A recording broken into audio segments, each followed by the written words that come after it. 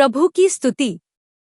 आप इस चैनल को रोजाना सुनकर 1 साल में बाइबल पढ़ सकते हैं। Please subscribe and support. आज के बाइबल अध्याय। यहेजकेल भविष्यवक्ता की पुस्तक अध्याय 3। यहेजकेल भविष्यवक्ता की पुस्तक अध्याय 3। तब उसने मुझसे कहा, हे मनुष्य के संतान, जो तुझे मिला है उसे खा ले, अर्थात इस पुस्तक को खा। तब जाकर इस्राएल के घराने से बातें कर। सो मैंने मुंह खोला और उसने वह पुस्तक मुझे खिला दी।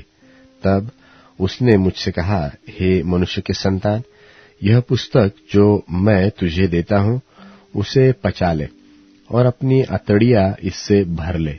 सो मैंने उसे खा लिया और मेरे मुंह में वह मधु के तुल्य मीठी लगी। फिर उसने मुझसे कहा, हे मनुष्य के संतान, तू इस्राएल के घराने के पास जाकर उनको मेरे वचन सुना, क्योंकि तू किसी अनोखी बोली व कठिन भाषा वाली जाति के पास नहीं भेजा जाता है, परंतु इस्राएल ही के घराने के पास भेजा जाता है। अनोखी बोली व कठिन भाषा वाली बहुत सी जातियों के पास जो तेरी बात समझ न सके तू नहीं भेजा जाता। निसंदेह यदि मैं तुझे ऐसों के पास भेजता तो वे तेरी सुनते, परंतु इस्राएल के घराने वाले तेरी सुनने से इनकार करेंगे। वे मेरी भी सुनने से इनकार करते हैं, क्योंकि इस्राएल का सारा घराना ढीठ और कठोर मन का है। देख, मैं तेरे मुख को उनके मुख के सामने और तेरे माथे को उनके माथे के सामने ढीठ कर देता हूं। मैं तेरे माथे को हीरे के तुल्य कड़ा कर देता हूं, जो चकमक पत्थर से भी कड़ा होता है। सो तू उनसे न डरना और न उनके मुंह देखकर तेरा मन कच्चा हो, क्योंकि वे बलवाई घराने के हैं। फिर उसने मुझसे कहा, हे मनुष्य के संतान, जितने वचन मैं तुझसे कहूं वे सब हृदय में रख और कानों से सुन, और उन बंधुओं के पास जाकर जो तेरे जाति भाई है उनसे बातें करना और कहना कि प्रभु यहोवा यो कहता है, चाहे वे सुने वो न सुने। तब आत्मा ने मुझे उठाया और मैं अपने पीछे बड़ी घड़घड़ाहट के साथ एक शब्द सुना कि यहोवा के भवन के उसका तेज धन्य है, और उसके साथ ही उन जीवधारियों के पंखों का शब्द जो एक दूसरे से लगते थे, और उनके संग के पहियों का शब्द, और एक बड़ी ही घड़घड़ाहट सुन पड़ी। सो आत्मा मुझे उठाकर ले गई और मैं कठिन दुख से भरा हुआ और मन में जलता हुआ चला गया, और यहोवा की शक्ति मुझ में प्रबल थी। और मैं उन बंधुओं के पास आया जो कबार नदी के तीर पर तेलाबीब में रहते थे, और वहां मैं 7 दिन तक उनके बीच व्याकुल होकर बैठा रहा। 7 दिन के व्यतीत होने पर यहोवा का यह वचन मेरे पास पहुंचा, हे मनुष्य के संतान, मैंने तुझे इस्राएल के घराने के लिए पहरुआ नियुक्त किया है। तू मेरे मुंह की बात सुनकर उन्हें मेरी ओर से चिताना। जब मैं दुष्ट से कहूं कि तू निश्चय मरेगा, और यदि तू उसको न चिताए और न दुष्ट से ऐसी बात कहे कि जिससे कि वह सचेत हो और अपना दुष्ट मार्ग छोड़कर जीवित रहे, तो वह दुष्ट अपने अधर्म में फंसा हुआ मरेगा, परंतु उसके खून का लेखा मैं तुझसे लूंगा। पर यदि तू दुष्ट को चिताए और वह अपनी दुष्टता और दुष्ट मार्ग से न फिरे, तो वह तो अपने अधर्म में फंसा हुआ मर जाएगा, परंतु तू अपने प्राणों को बचाएगा। फिर जब धर्मी जन अपने धर्म से फिरकर कुटिल काम करने लगे और मैं उसके सामने ठोकर रखूं, तो वह मर जाएगा, क्योंकि तूने जो उसको नहीं चिताया, इसलिए वह अपने पाप में फंसा हुआ मरेगा, और जो धर्म के कर्म उसने किए हो उनकी सुधि न ली जाएगी, पर उसके खून का लेखा मैं तुझी से लूंगा। परंतु यदि तू धर्मी को ऐसा कहकर चिताए कि वह पाप न करे और वह पाप से बच जाए, तो वह चितौनी को ग्रहण करने के कारण निश्चय जीवित रहेगा और तू अपने प्राण को बचाएगा। फिर यहोवा की शक्ति वही मुझ पर प्रकट हुई और उसने मुझसे कहा, उठकर मैदान में जा और वहां मैं तुझसे बातें करूंगा। तब मैं उठकर मैदान में गया और वहां क्या देखा कि यहोवा का प्रताप जैसा मुझे कबार नदी के तीर पर वैसा ही यहां भी दिखाई पड़ता है, और मैं मुंह के बल गिर पड़ा। तब आत्मा ने मुझ में समाकर मुझे पांव के बल खड़ा कर दिया। फिर वह मुझसे कहने लगा, जा अपने घर के भीतर द्वार बंद करके बैठा रह, और हे मनुष्य के संतान, देख, वे लोग तुझे रस्सियों से जकड़कर बांध रखेंगे और तू निकलकर उनके बीच जाने नहीं पाएगा, और मैं तेरी जीभ तेरे तालू से लगाऊंगा, जिससे तू मौन रहकर उनका डांटने वाला न हो, क्योंकि वे बलवाए घराने के हैं। परंतु जब जब मैं तुझसे बातें करूं, तब तब तेरे मुंह को खोलूंगा, और तू उनसे ऐसा कहना कि प्रभु यहोवा यो कहता है, जो सुनता है वह सुन ले, और जो नहीं सुनता वह न सुने, वे तो बलवाए घराने के ही है। यहेजकेल भविष्यवक्ता की पुस्तक अध्याय 4। यहेजकेल भविष्यवक्ता की पुस्तक अध्याय 4। और हे मनुष्य के संतान, तू एक ईंट लेकर उसे अपने सामने रखकर उस पर एक नगर अर्थात यरूशलेम का चित्र खींच। तब उसे घेर अर्थात उसके विरुद्ध किला बना, और उसके सामने दमदमा बांध और छावनी डाल, और उसके चारों ओर युद्ध के यंत्र लगा। तब तू लोहे की थाली लेकर उसको लोहे की शहरपनाह मानकर अपने और उस नगर के बीच खड़ा कर। तब अपना मुंह उसके सामने करके उसे घेर दे। इस रीति से तू उसे घेर रखना। यह इस्राएल के घराने के लिए चिन्ह ठहरेगा। फिर तू अपने बाएं पांजर के बल लेटकर इस्राएल के घराने का अधर्म अपने ऊपर उठा रख, क्योंकि जितने दिन तू उस पांजर के बल लेटा रहेगा, उतने दिन तक उन लोगों के अधर्म का भार सहता रहा। मैंने उनके अधर्म के वर्षों के तुल्य तेरे दिन ठहराए हैं, अर्थात 390 दिन।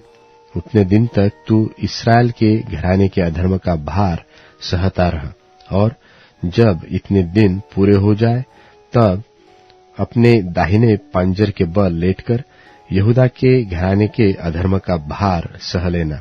मैंने उसके लिए भी और तेरे लिए 1 वर्ष की संति 1 दिन अर्थात 40 दिन ठहराए है। और तू यरूशलेम के घराने के लिए बाह उघाड़े हुए अपना मुंह उधर करके उसके विरुद्ध भविष्यवाणी करना।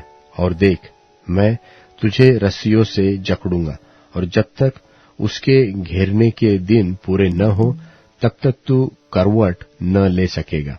और तू गेहूं, जव, सेम, मसूर, बाजरा और कठिया गेहूं लेकर एक बासन में रखकर उनसे रोटी बनाया करना। जितने दिन तक तू अपने पांजर के बल लेटा रहेगा, उतने अर्थात 390 दिन तक उसे खाया करना। और जो भोजन तू खाए, उसे तौल तौल कर खाना, अर्थात प्रतिदिन 20-20 शेकेल भर खाया करना, और उसे समय समय पर खाना। पानी भी तू माप कर पिया करना, अर्थात प्रतिदिन हीन का 6वां अंश पीना, और उसको समय समय पर पीना।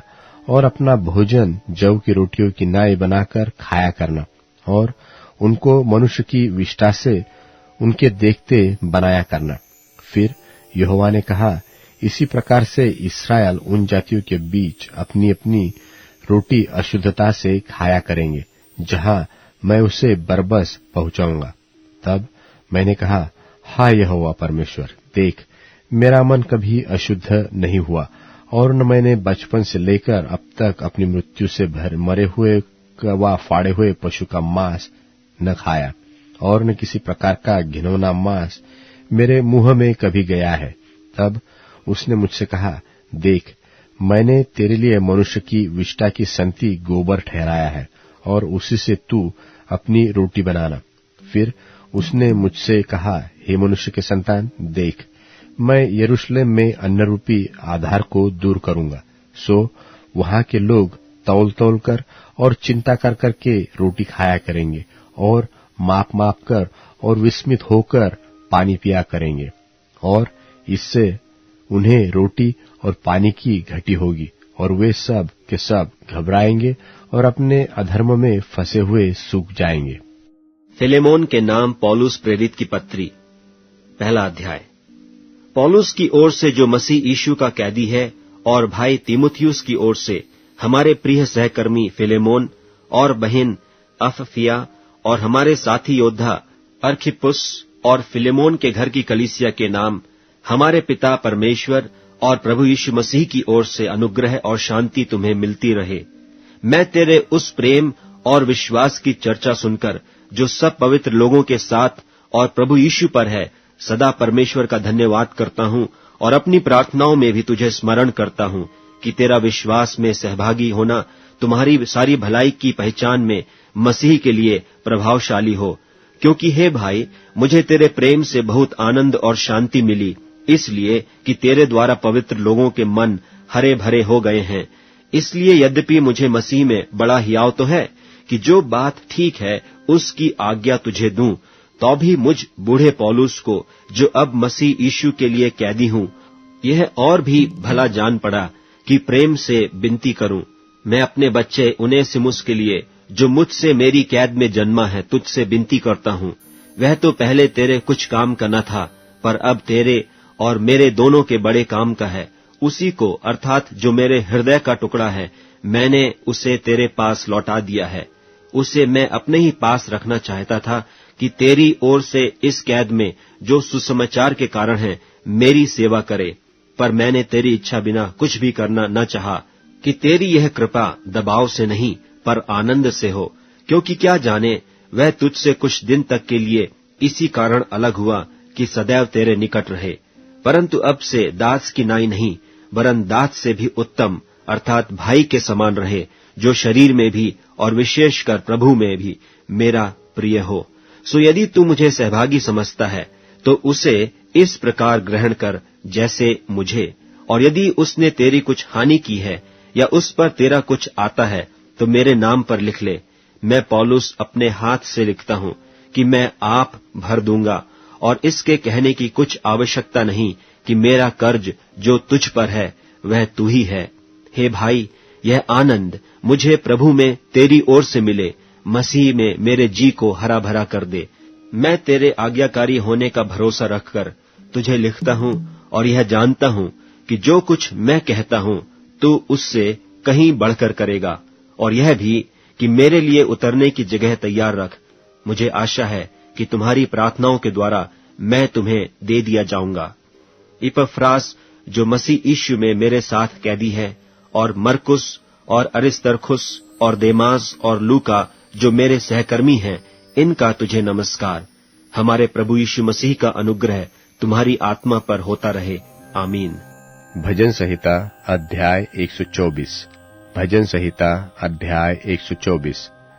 इस्राएल यह कहे कि यदि हमारी चारों ओर यहोवा न होता, यदि यहोवा उस समय हमारी ओर न होता जब मनुष्यों ने हम पर चढ़ाई की, तो वे हमको उसी समय जीवित निगल जाते। जब उनका क्रोध हम पर भड़का था, हम उसी समय जल में डूब जाते और धारा में बह जाते। उमड़ते जल में हम उसी समय ही बह जाते। धन्य है यहोवा कि उसने हमको उनके दांतों तले जाने न दिया। हमारा जीव पक्षी की नाई चिड़ीमार के जाल से छूट गया। जाल फट गया, हम बच निकले। यहोवा जो आकाश और पृथ्वी का कर्ता है, हमारी सहायता उसी के नाम से होती है। अब Amazon music, tune in, Spotify और YouTube म्यूजिक में उपलब्ध है। Please follow it.